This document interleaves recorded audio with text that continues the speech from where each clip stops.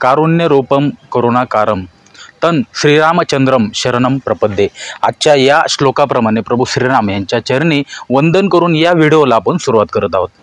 व्हिडिओचं कारण आपल्याला समजलंच असेल। आज 22 जानेवारी अयोध्या येथे बहुचर्चित अशी श्रीराम यांच्या मूर्तीची प्राणप्रतिष्ठा होत आहे। त्या अनुषंगाने आज आपण महाराष्ट्रातील प्रभू श्रीराम यांच्या पदस्पर्शाने पावन झालेल्या काही ठिकाणांचं महत्त्व आपल्याला सांगण्याचा प्रयत्न करणार आहोत। या ठिकाणी बोर्ड आपण बघू शकतो। आज आपण आलेलो आहोत धाराशिव जिल्ह्यातील तुळजापूर येथे। या ठिकाणी श्रीराम वनगमन मार्ग घाटशिळा मंदिर तुळजापूर या ठिकाणावर आपण आलेलो आहोत। या ठिकाणाचा महिमा सांगायचा झाला तर अगदी रामायण काळात प्रभू श्रीराम यांनी बरंच आपला वेळ या ठिकाणी व्यतीत केला आहे। या ठिकाणाचा इतिहास पाहायला गेलं तर तेवढाच महत्त्वाचा आपल्याला रामायणात सापडतो। या अनुषंगाने आज आपण माहिती घेण्यासाठी आलेलो आहोत। या ठिकाणी प्रवासादरम्यान सीतामातेचं अपहरण रामायणात ज्यावेळेस झालं, अपहरण हा शब्द आपण या ठिकाणी मुद्दाम वापरतोय कारण की बरेच काही लोक आहेत की सीतेला पळून नेलं, सीतेचं असं झालं, सीतेत तसं झालं, परंतु असं काही नसतं। त्या ठिकाणी सरळ सरळ शब्द आपण अपहरण असा वापरला तरी त्याला काही हरकत नाही। नाशिकपासून सुरू होणारी कथा अगदी श्रीलंकेच्या रामेश्वरमच्या समुद्रापर्यंत जाऊन थांबते। या भागाला तत्कालीन नाव होतं दंडकारण्य। दंडकारण्य या अशामुळं की यावेळेस संपूर्ण या भागामध्ये ठराविक अंतरावर एक गाव डबल नावाचं होतं। आजही आपल्याला तो प्रकार दिसून येतो। यातच महत्त्वाचा ठरणारा हा तुळजापूरचा भाग आहे। या ठिकाणी सीतामाता, प्रभू श्रीरामचंद्र, शिवपार्वती यांचा नेमका काय इतिहास आहे आणि या ठिकाणाला काय महत्त्व आहे हे आपण या ठिकाणचे ग्रामस्थ आणि पुजारी आपल्यासोबत आहे त्यांच्याकडून जाणून घेणार आहोत। नमस्कार। नमस्कार, जय श्रीराम। जय श्रीराम।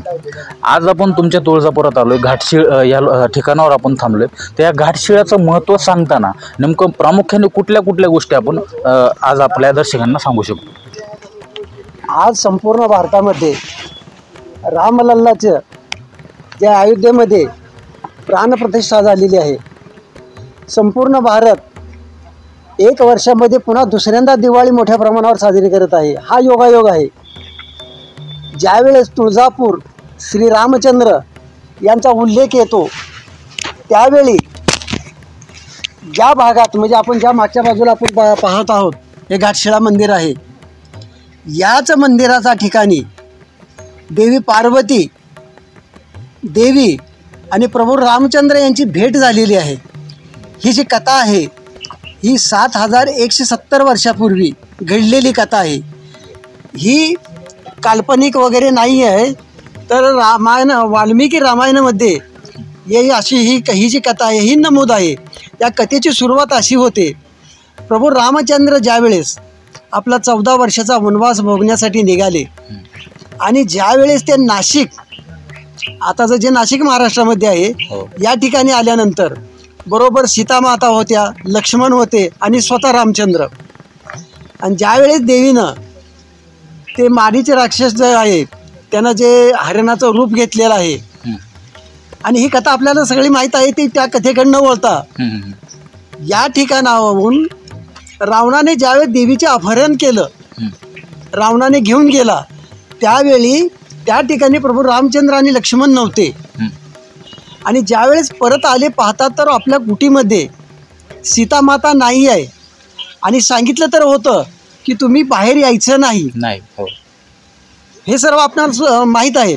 परंतु ज्यावेळेस त्यांनी पाहिलं आणि इकडं तिकडं शोध घेऊ लागले आणि साथ देऊ लागले सीतेला रामचंद्रजी, सीते सीते सीते, परंतु सीता कुठूनही प्रतिसाद देत नाही। त्यावेळी प्रभू रामचंद्र आणि लक्ष्मणाच्या लक्षात आलं की काहीतरी अघटित घडलेलं आहे।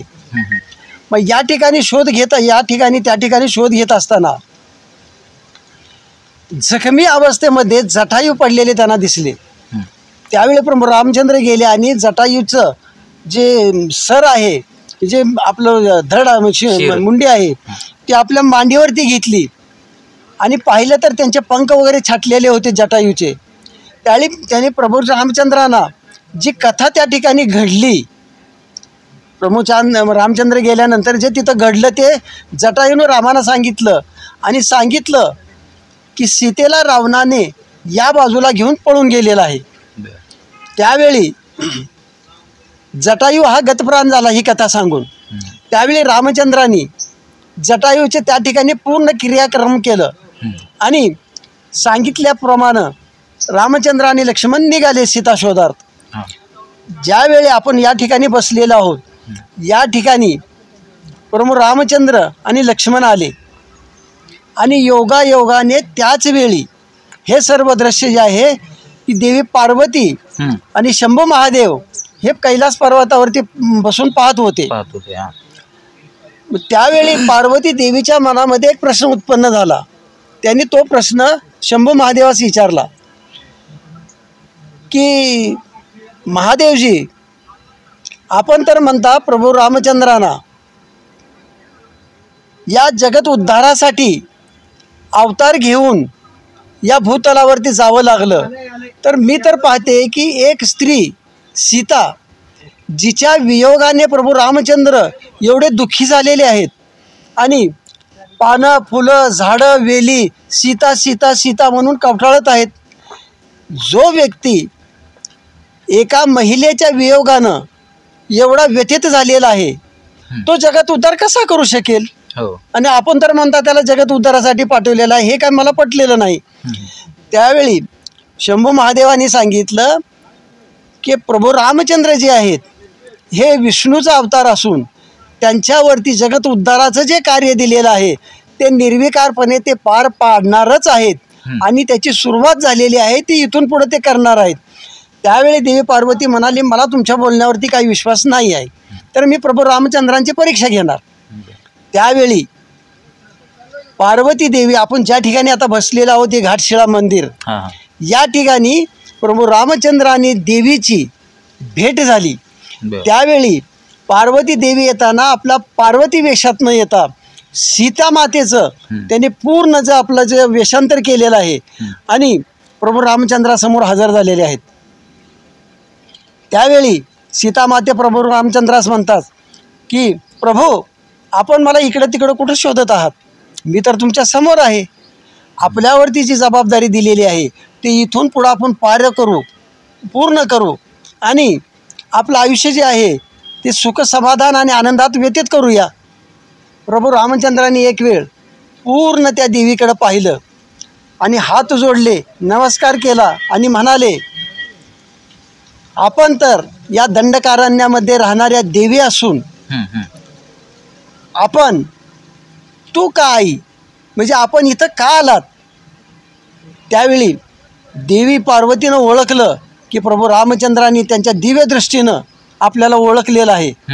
तेव्हा मूळ स्वरूपामध्ये पार्वती देवी आल्या आणि म्हणाल्या की तुमच्यावरती जी जबाबदारी जगत उद्धाराची टाकलेली आहे, मला खात्री झालेली आहे की आपण आपल्याकडून जगत उद्धाराचं कार्य नक्कीच घडेल, परंतु आपल्यावरती आता जो संकट आलेला आहे या संकटातून मार्ग म्हणून रावणानं जे सीतामातेला पळवून नेलेलं आहे किंवा अपहरण केलेलं आहे ते या भागात तो घेऊन गेलेला आहे आणि आपण या भागातून गेल्यास, दक्षिणे मार्गाने गेल्यास आपल्याला सीता मिळून जाईल आणि इथून पुढं प्रत्येक ठिकाणी सदैव मी तुमच्याबरोबर राहीन करून असं म्हणून पार्वती देवी पुन्हा शंभू महादेवाकडे कैलास पर्वतावरती गेलेले आहेत आणि तिथून पुढं या तुळजापूर क्षेत्राची स्थापना झाली आणि हे तुळजापूर क्षेत्र उदयास वसत गेलं. म्हणजे निश्चितच आपण बघू शकतो, नाशिक असेल, महाराष्ट्रातील नाशिकपासून ते अगदी रामेश्वरपर्यंतचा हा 14 वर्षाचा वनवासातला जो काही प्रवास झाला त्या प्रवासातलं एक महत्त्वाचं स्थान म्हणून देखील तुळजापूरकडे पाहिलं जाते. पाठीमागे आपण मंदिर बघू शकतो, त्या ठिकाणी असणारी ती जी शिळा आहे त्या शिळेवर माता पार्वतीने बसून सीतामातेचं रूप घेतलं व प्रभू श्रीरामचंद्र यांची परीक्षा घेतली होती. आजचा हा इतिहास तुम्हाला कसा वाटला हे आम्हाला कमेंट बॉक्समध्ये नक्की कळवा.